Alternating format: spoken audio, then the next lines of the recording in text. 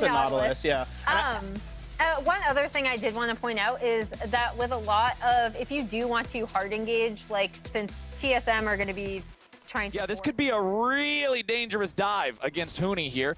He hits level 8. Alfari slams him into the wall. The chain CC's coming down. The boy's getting juggled around, but he's got away for now. No! First blood over to Trundle. It is traded 1-for-1. Bit of a misplay there from Team Liquid, but they got what they came for. Yeah, and they're going to get the full tower, maybe a kill as well. Oh, Swordart, what are you doing there, buddy? He goes on a magical journey. He binds Santorin into the wall, but the chase continues. Alfari goes in. Swordart, that happens. He dies. They're going to lose, very likely, the entire tower. Maybe even zone him off more ways because they still have the Herald to drop. Now the Herald's going to go down, and Huni can't even get back. Huni's trying to rejoin, but he's got Sword Art next to him, so Team Liquid can't just try to keep killing him over and over and over and over again. Tactical's made his way up here. Rift Herald will not quite kill the turret. Yeah, he hit the eye right before. I think that barely protected it. So. Okay, we missed. So we can watch this kill now one more time. Q to the minion, flash, kick, right onto him, into the scatter. Very nicely chained there by Spica as well as Power of Evil. And Jensen tries to flash the wall, but the ulti was already... Just because of the fact that it takes the orbs a second to all fly out, so players will often flash away, not realizing they're already dead. And again, the lead comes from where you're expecting to kind of have a significant advantage at this point because they invested in the early game. They want to be ahead. They're looking for a pick now. Okay, Spica goes in after Core JJ. Goes in for the kick now after the Aftershock has already been procced and the enemy support is down. Nicely done from TSM. True Shot Barrage flies out, only finds Alfari. And with that pick, with this 4v5 game state now, that is TSM earning a dragon for themselves. TL says, we don't want nothing to do with it. We'll just trade you for the tier 1 turret. Yeah, they are going to lose this tier 1. And they're also losing mid control. Spica is going to be starting up this dragon. We'll see if TL wants to go over to it or if they're just going to take the top side jungle. A kill, you give over the dragon, but you get mid lane tier 1, you take the blue buff, and they're going up to Herald as well. So honestly, again, you know, TL getting an okay trade here. Based on the situation, but TSM trying to get more. They're going to take a tower themselves. And it was a good punish on Core JJ, not having his flash. That is a trap for it with the Trundle pillar. You can follow up very easily with the Nautilus, and they're trying to look for a pick here. Spica is behind Alfari. They want to get this kill. Alfari jumping away, heading back towards his own jungler.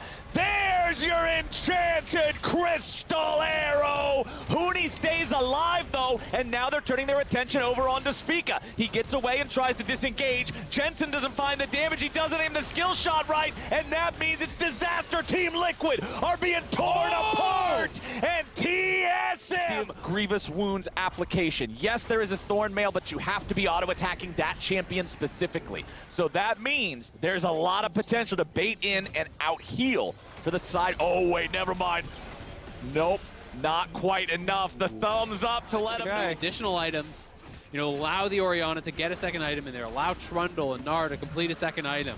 Tactical to potentially. I think the TSM have got to turn for the fight. I don't think you want to commit to this. There is no ulti available on Jensen, but he's already stuck. They fire out the enchanted crystal arrow, and they're looking to find more. TSM's already got 1 kill. Team Liquid running away. Alfari nearly charged up with the Gnar bar. Scatter the weak, and he has the damage because he's been farming so well.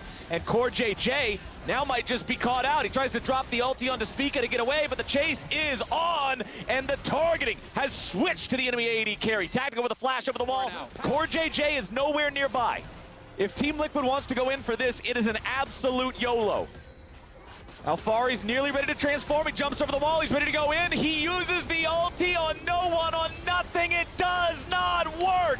Team Liquid are trying to stop it. Santorin's into the pit, but it's secured by Spica. Core JJ tries to run, but the True Shot Barrage will help chase him down. Double kill over to Huni, and TSM are putting Team Liquid in the soup. I never thought I would say this, but I miss hearing that in person, man. Had he stolen that, that could have been the backbreaker, but now, uncontested soul, 5.4K FTX gold advantage. TSM have everything they need to close this one out and potentially start to turn this series around. The ball is in their hands. All they gotta do is get it enemy base. Power of Evil sidesteps away from the enchanted crystal arrow. That's a nice thing to not have to worry about for the next 60 seconds as TSM continues applying the pressure. Yeah, with Core JJ having no flash and that Ashe ulti down, that's most of the explosive engage that's really available. That's kind of the X factor that they do have. Spica's just been pushing in mid lane here with that Baron buff wave. They're just pressing on two sides though, and Jensen has great wave clear. The Ashe has great wave clear as well. So TSM are going to have to make a bold move here if they want to try to push forward and actually take down one of these towers. Alfari is charging up the Narbar, and he's trying to threaten the flank, but he is marked. Yes, he does have a flash, though. We might see him try to go for something crazy. TSM has cracked their first inhibitor turret. Putting the pressure on the inhib itself. Doesn't look like Team Liquid's going to try to fight for this one.